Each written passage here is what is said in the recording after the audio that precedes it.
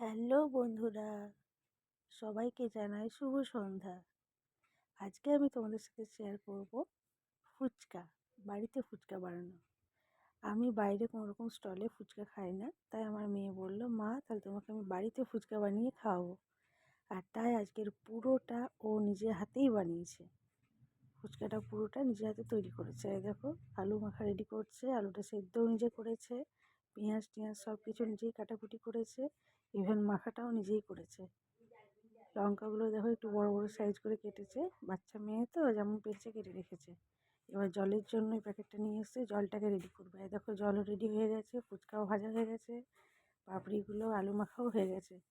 এবার শুধু tasty tasty fuchka ও আমাদেরকে সবাইকে দেবে। দেখো প্রথমে ওকে আমি একটা খাইয়ে দিচ্ছি।